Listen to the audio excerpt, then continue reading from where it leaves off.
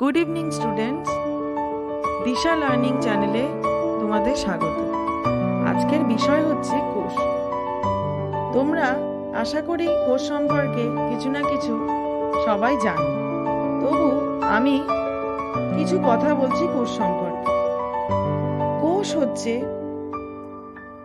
এমন একটি building block বলা যেতে পারে, যেটা দিয়ে একটা সমগ্র জীবদেহ তৈরি হয়, এবং কোষ হলো জীবের গঠনমূলক এবং ক্রিয়ামূলক একক, যেটাকে আমরা বলি স্ট্রাকচারাল এবং ফাংশনাল ইউনিট। এখন এই প্রত্যেকটা কোষ প্রোটোপ্লাজমের মতো জেলি সদৃশ একটি পদার্থ দিয়ে তৈরি, এবং এই প্রোটোপ্লাজমকে বেষ্টন করে থাকে একটা অর্ধবেদ্য পর্দা, মানে হচ্ছে সেমি পার্মিয়েবল।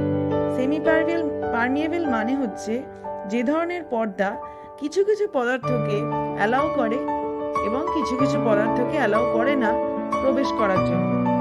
এবার আমরা যদি একটা সংজ্ঞার আকারে কোষকে বলতে চাই, তাহলে কি বলবো? যে অর্ধবেদ্য আবরণ বেষ্টিত এবং প্রোটোপ্লাজম দ্বারা গঠিত জীবদেহের গঠনগত ও কার্যগত একক হচ্ছে কোষ।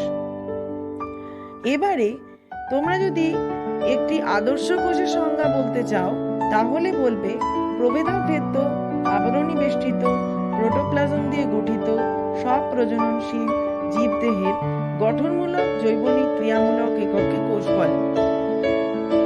আচ্ছা, এবার আমরা